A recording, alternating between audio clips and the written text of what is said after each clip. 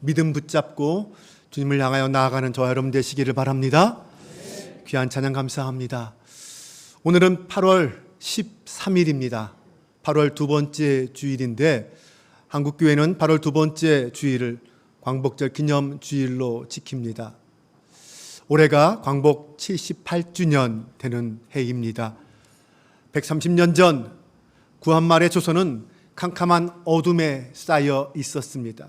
그 어디에서도 희망은 찾아볼 수 없었습니다. 급변하는 세계 정세를 따라가지 못한 조선은 갈 길을 찾지 못하고 방황하며 점점 그 힘을 잃어가고 있었습니다. 나라가 힘이 없으니 주변 강대국들에게 휘둘르기 일쑤였습니다. 결국 한반도는 주변 강대국들의 전쟁터가 되었고 그로 인하여 백성들의 삶은 더욱 피폐해졌습니다. 그런 상황에서 백성들은 무엇을, 누구를 의지해야 했을까요? 국가도, 왕도, 지도자들도 백성들의 힘과 위로가 되지 못한 그런 상황에서 백성들은 자신이 의지할 종교를 찾았습니다. 그때 조선에 기독교가 들어왔고 기독교는 교육과 의료 사역들을 통하여 계몽운동을 펼치며 조선의 백성들 속으로 들어갔습니다.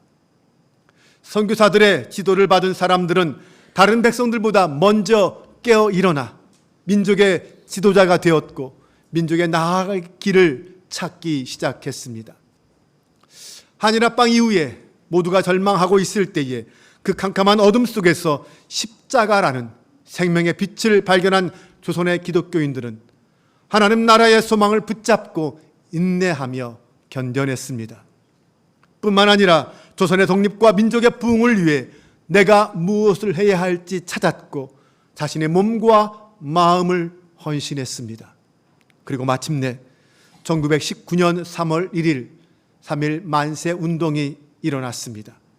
민족 대표 33인을 중심으로 일어난 그 대표들 중에 16명이 기독교인이고 그 중에 9명이 감리교 목회자였습니다. 수많은 그리스도인들이 그 만세 운동에 참여했습니다.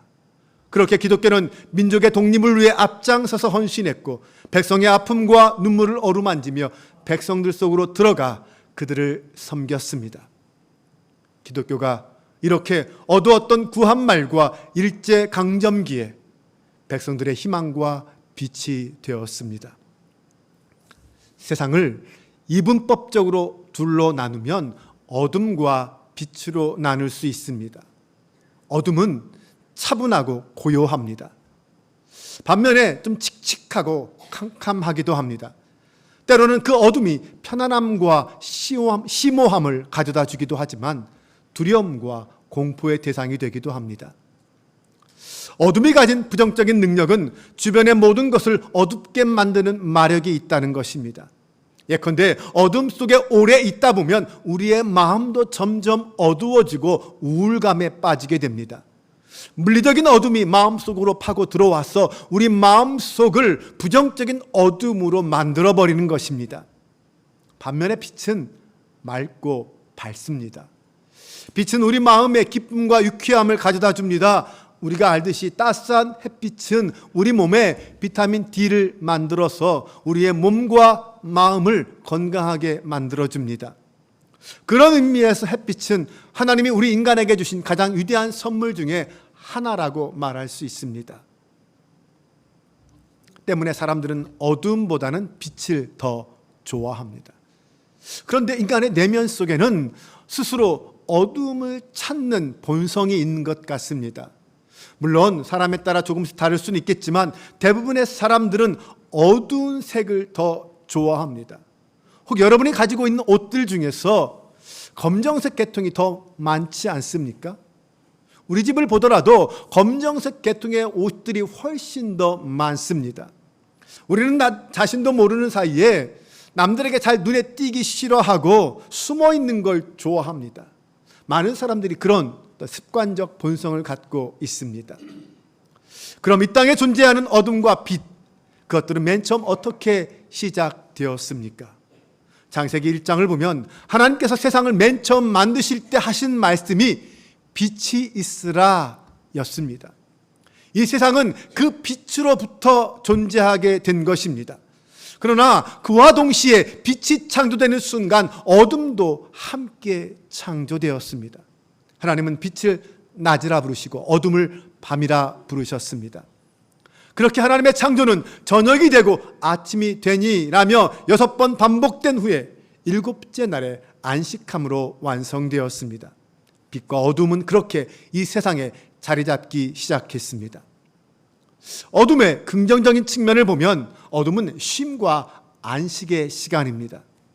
사람들과 대부분의 동식물들은 모두 밤에 쉽니다. 네,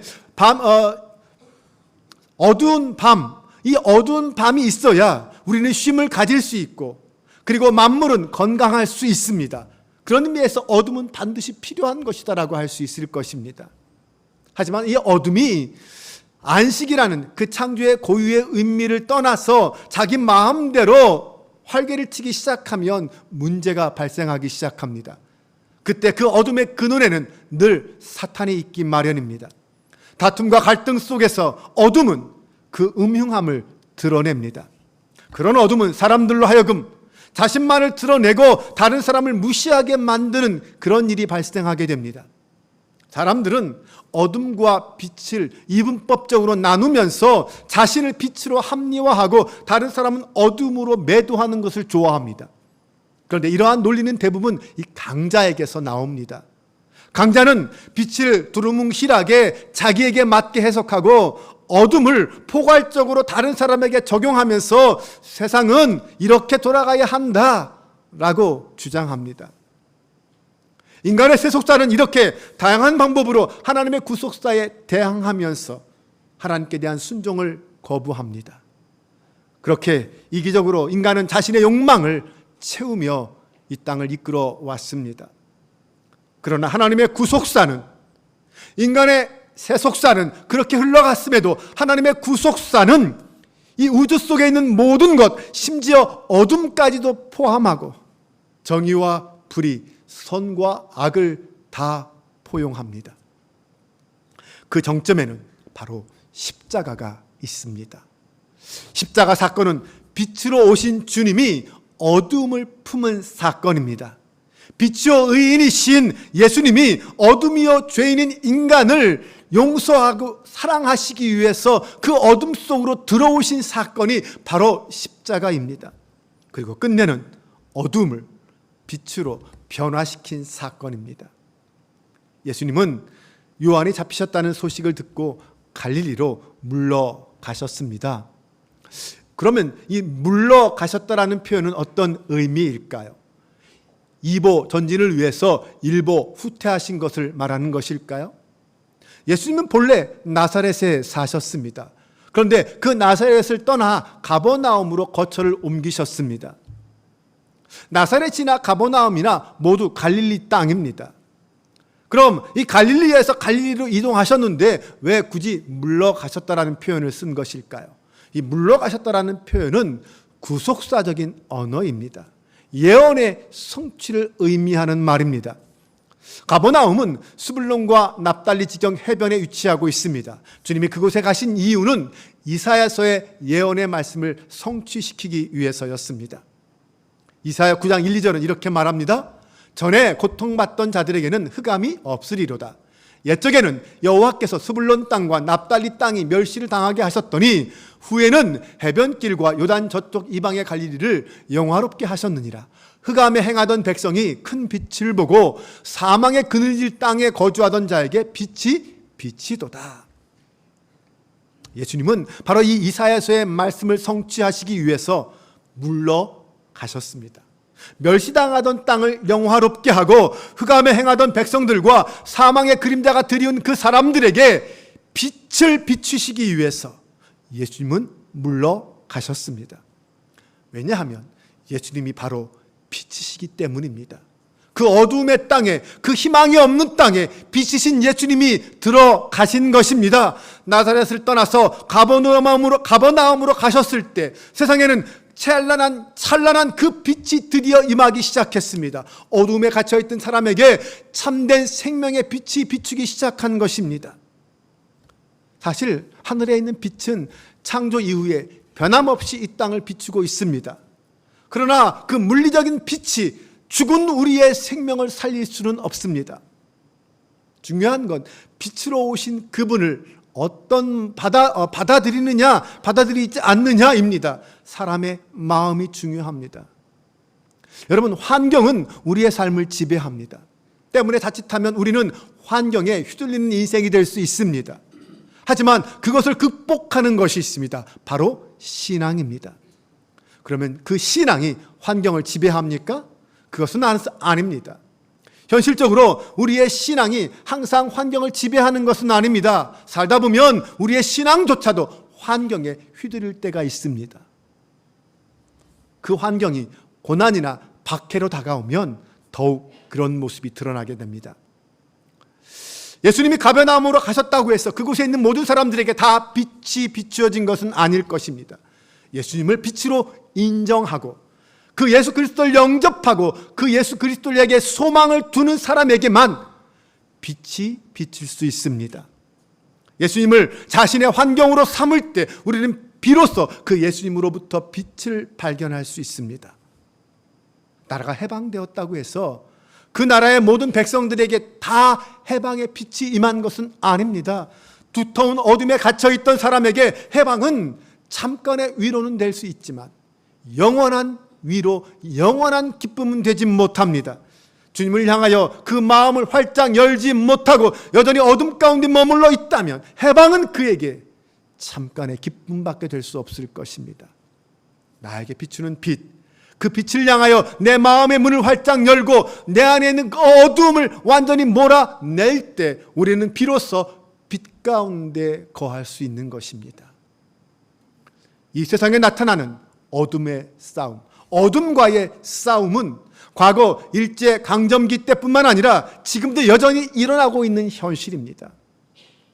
하지만 끝내는 36년간의 그 어둠의 터널을 뚫고 해방되었던 것처럼 어둠과의 전쟁은 하나님께 속한 것이기에 반드시 빛이 이기게 되어 있습니다. 가버나움에 가신 예수님은 비로소 그때부터 하나님 나라를 전파하기 시작하십니다. 빛 되신 그분께서 빛이 무엇이고 어떻게 해야 빛을 얻을 수 있는지 가르치기 시작하신 것입니다. 회개하라, 천국이 가까이 왔느니라. 이 예수님의 선포는 마태복음 3장 2절에 보면 세례 요한이 요단강에서 처음 나와 세상을 향해 선포했던 말씀과 똑같은 말씀입니다. 세례 요한도 유대 광야에서 광야에 외치는 자로서 회개하라, 천국이 가까이 왔느니라 라고 선포하며 사람들에게 회개의 세례를 베풀었습니다. 그렇게 세례 요한에 의해 시작된 주님의 길이 드디어 예수님을 통하여 선포되고 성취되었던 것입니다. 천국, 이 하나님 나라는 모든 사람들에게 주어지는 선물입니다. 그러나 그 하나님 나라는 그저 내가 입으로 고백한다고 해서 받을 수 있는 것이 아닙니다. 하나님 나라를 달라고 부르짖는다고 해서 얻어지는 것이 아닙니다. 우리가 결코 잊지 말아야 될 것이 하나 있습니다. 그것은 하나님 나라는 임하는 것이지 가는 것이 아니라는 말입니다. 무슨 뜻일까요? 하나님 나라는 우리 가운데 임하는 것이지 우리가 그 하나님 나라를 얻어내는 것, 하나님 나라를 향하여 가는 것이 아니라는 말입니다. 회개하라, 천국이 가까이 왔느니라. 잘 생각해 보십시오. 회개해서 천국에 들어가라 라고 한 것이 아닙니다. 회개하면 하나님 나라가 너에게 임한다 라고 말씀합니다. 하나님 나라가 가까이 왔으니 회개하고 받아들이라는 것입니다. 천국은 내게 오는 것이지 내가 가고 싶다고 가지는 곳이 아닙니다. 우리는 하나님 나라를 향하여 나아가는 존재가 아니라 나에게 임하는 하나님 나라를 겸손하게 받아들이는 존재입니다. 하나님은 우리 앞에 하나님 나라를 예비해 두셨습니다. 그 하나님 나라는 하나님의 시간 속에서 우리에게 임하였습니다. 예수 그리스도와 함께 이 땅에 임하였습니다. 그 하나님 나라를 내가 영접하느냐, 받아들이느냐, 거부하느냐, 이것이 중요합니다. 그런데 하나님 나라를 영접할 자격은 먼저 회개하는 자에게 있습니다. 자신이 죄인임을 인정하고 하나님 앞에 겸손히 엎드릴 때 비로소 하나님 나라를 얻을 자격이 생기는 것입니다. 자신을 죄를 회개하고 나의 모든 죄는 예수 그리스도의 십자가 앞에서 용서받았다고 고백할 때 그에게 비로소 하나님 나라 천국이 임한다는 것입니다. 또한 예수님은 누가복음 18장 17절에 보면 내가 진실로 너희에게 이르노니 누구든지 하나님의 나라를 어린아이와 같이 받아들이지 않는 자는 결단코 거기 들어가지 못하리라 이렇게 말씀하셨습니다. 하나님 나라의 본질은 하나님께서 주시는 것으로서 우리에게 다가오는 것이며 우리는 그때 어린아이처럼 겸손하게 받아들여야 한다는 것입니다. 그래서 주님은 회개하라 천국이 가까이 왔느니라 라고 하신 것입니다. 사랑하는 여러분, 다시 한번 강조하여 말씀드립니다. 하나님 나라는 회개를 전제로 합니다. 하나님 나라를 받아들이기에 앞서 먼저 회개가 선포되어야 합니다. 회개해야 하나님 나라를 받을 수 있습니다. 회개는 우리의 삶을 하나님께로 돌이키는 것입니다. 나의 삶의 방향을 하나님께로 전환하는 것입니다. 그동안은 세상을 위해, 내 만족을 위해, 내 유익을 위해 살아왔다면 이제는 하나님 나라를 위하여, 하나님의 영광을 위하여 살아가는 인생으로 바뀌는 것을 말합니다. 그래서 회개는 결코 가볍지 않습니다. 회개는 우리 인생의 가장 중요한 인생의 터닝 포인트가 되어야 합니다. 우리의 신앙은 진정한 회개로부터 시작하여야 우리는 우리 가운데 임하는 하나님 나라를 받을 수 있습니다. 예수님은 흑암과 사망의 그늘에 갇혀있던 자들에게 생명의 빛으로 오셨습니다. 예수님이라는 그 빛을 영접하는 자, 곧 그 이름을 믿는 자들에게는 하나님의 자녀가 되는 권세를 주셨습니다. 이제 하나님으로부터 나서 하나님의 백성이 되는 그 특권을 하나님이 주신 것입니다. 그 구원자이신 예수님이 가져온 빛의 구체적인 모습, 그것이 바로 하나님 나라였습니다. 예수님 우리에게 하나님 나라를 주시기 위해서 오신 것입니다. 그러면 그 하나님 나라는 어디 있습니까? 누가복음 17장에 보면 예수님은 바리새인들이 하나님 나라가 어느 때에 임하느냐라고 질문했을 때 이렇게 대답하셨습니다. 이르시되 하나님 나라는 볼 수 있게 임하는 것이 아니요 또 여기 있다 저기 있다고도 못하리니 하나님의 나라는 너희 안에 있느니라. 예수님과 함께 이 땅에 온 하나님 나라는 볼 수 있게 눈에 보이는 그런 나라가 아니라는 것입니다. 영적인 나라라는 것이죠. 하나님 나라는 예수 그리스도를 영접한 그 사람 안에 있습니다. 아니 이미 그 사람 가운데 임하였습니다. 빛 대신 예수 그리스도를 내 안에 빛으로 모셔드렸을 때 우리는 하나님 나라를 내가 받아들이는 것이고 하나님 나라는 내 안에 이미 시작된 것입니다. 그리고 그 하나님 나라는 주님의 재림과 함께 그 극치를 이루고 완성될 것입니다. 오늘은 광복 78주년 기념주일입니다. 광복이라는 말은 빛을 다시 찾았다라는 뜻입니다. 잃어버린 주권을 다시 찾는 그 해방의 사건을 빛을 회복한 사건으로 비유한 것입니다. 광복과 해방의 반대편에는 어둠과 억압이 있습니다. 일제의 강점은 우리 민족에게는 어둠이었습니다. 이 어둠 속에서 사탄의 힘에 사로잡힌 존재, 그들은 광기를 발휘했고 우리 민족은 그 힘에 짓눌려서 가슴 아픈 역사를 짓눌려서 고통받은 가슴 아픈 역사를 우리는 가지고 있습니다. 그리고 이제 그 핍박과 압제는 먼 옛날에 과거의 일이 되었습니다. 하지만 여전히 우리 주변에는 또 다른 얼굴을 한 어둠들이 존재합니다.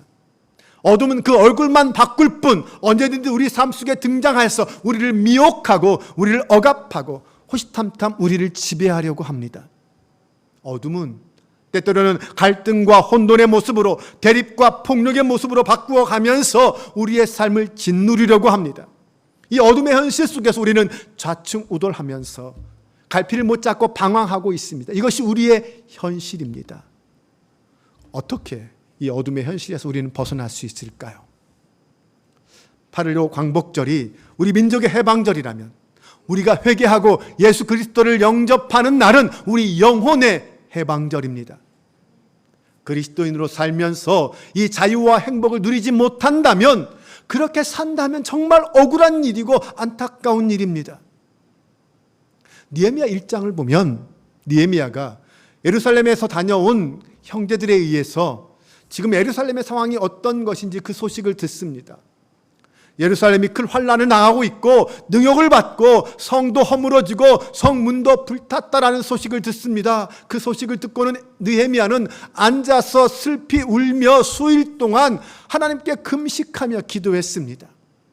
그의 기도의 내용을 보면 가장 먼저 그는 회개부터 합니다.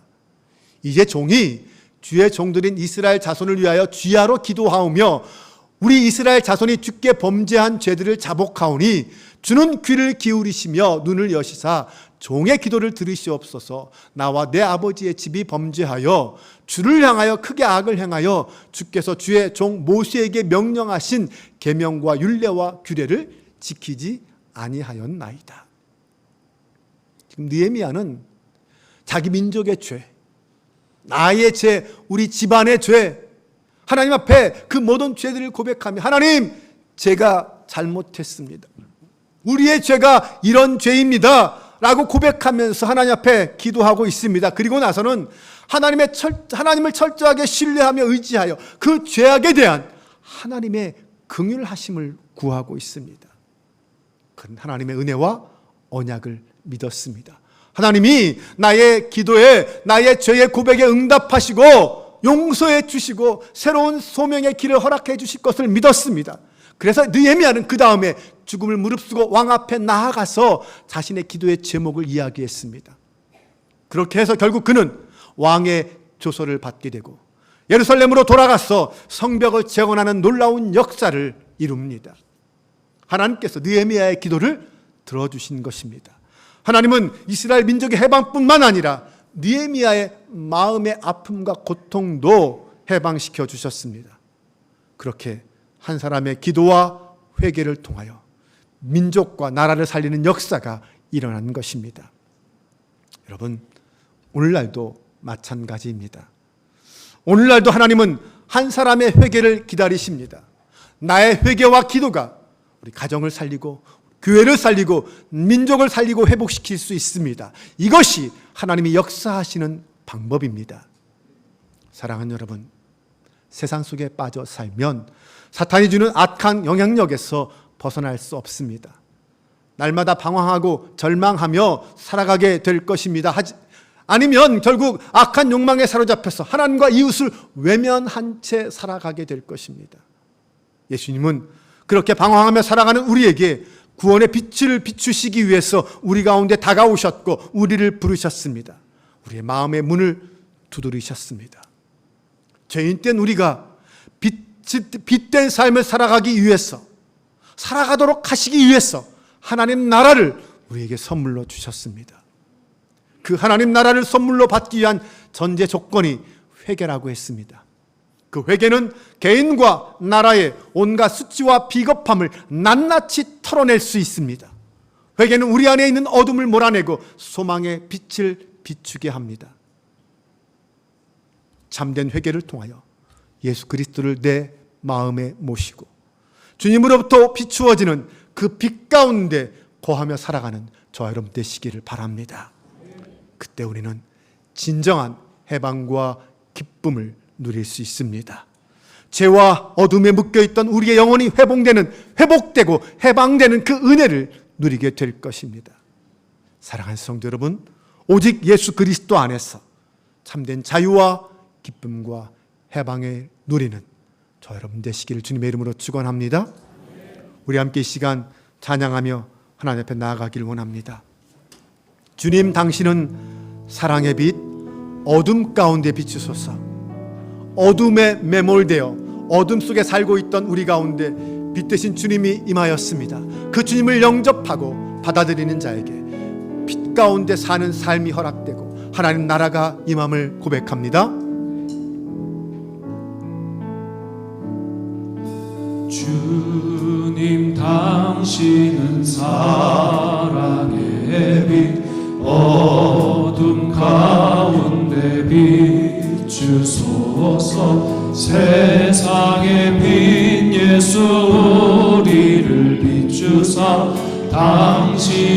진리로 우리를 자유케 비추소서. 우리 위에 아멘. 비추소서. 비추소서. 주님의 영광 온 땅 위에 부으소서. 내게 성령의 불을 넘치소서. 넘치소서. 은혜와 긍휼을 열방 중에 전하소서. 빛 되신 주의 말. 다시 한번 고백합니다. 주님 당신은 사랑의 빛. 주님 당신은 사랑의 빛. 어둠 가운데 비추소서. 세상의 빛 예수 우리를 비추사. 당신의 진리로 우리를 자유케 비추소서. 아멘. 우리 위에 비추소서. 비추소서. 주님의 영광 온 땅 위에 부으소서. 내게 성령의 불을 넘치소서. 넘치소서. 은혜와 긍휼을 열방 중에 전하소서. 빛 되신 주의 말씀 비추소서. 비추소서. 주님의 영광 온 땅 위에 부으소서. 내게 성령의 불을 넘치소서. 넘치소서. 은혜와 긍휼을 열방 중에 전하소서. 빛 되신 주의 말씀. 우리 함께 시간 기도하길 원합니다. 예수님은 우리에게 하나님 나라를 주시기 위해 이 땅에 빛으로 오셨습니다. 오셔서 우리의 죄를 대신 지시고 십자가를 지셨습니다. 3일 만에 부활하심으로 죄와 사망이라는 그 어둠을 몰아내고 우리에게 영원한 생명을 주셨습니다. 그 예수님을 마음에 모셔드리십시오. 예수님과 함께하면 진정한 해방과 자유와 평강의 기쁨을 누릴 수 있습니다. 주님이 내 안에, 내가 주님 안에 거하는 주님의 백성 되게 하여 주옵소서. 이 시간 다같이 그 마음 품고 간절한 마음으로 기도합니다. 우리를 사랑하신 아버지 하나님, 하나님의 인도하심과 하나님의 긍휼하심을 기억합니다. 빛 되신 주님을 내 안에 모시게 하여 주옵소서. 그리하여 내 삶이 회복되고 내 인생이 회복되고 하나님의 영광을 비칠 수 있도록 인도하여 주시옵소서. 주님과 함께라면 그 어떤 어두움도 물리칠 수 있습니다. 주님과 함께라면 그 어떤 두려움도 핍박 이겨낼 수 있습니다. 하나님, 주님과 함께 그 길을 걷게 하시고 주님과 함께 그 영광의 길에 설 수 있도록 인도하여 주시옵소서. 아버지 하나님 믿습니다. 하나님 나라를 향하여 소망을 주님과 함께 그 길을 걸어간 저희를 되게 하여 주옵소서.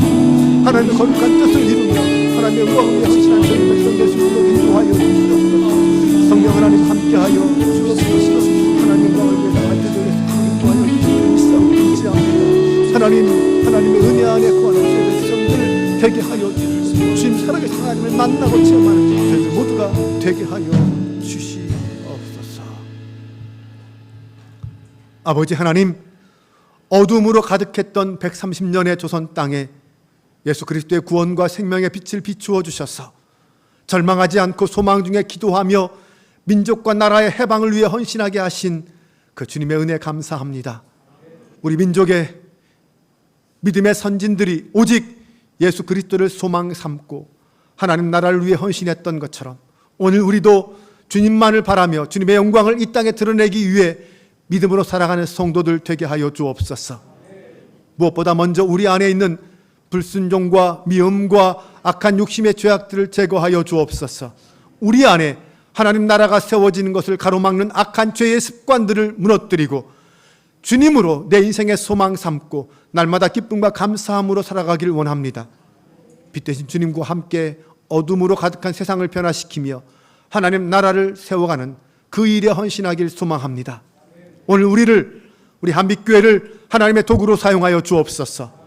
주님을 모시고 주님과 함께 주님의 이름으로 하나님이 부르심에 순종하는 저희들 모두가 되게 하여 주옵소서. 우리 주 예수 그리스도의 이름으로 기도합니다. 아멘. 다 같이 자리에서 일어나셔서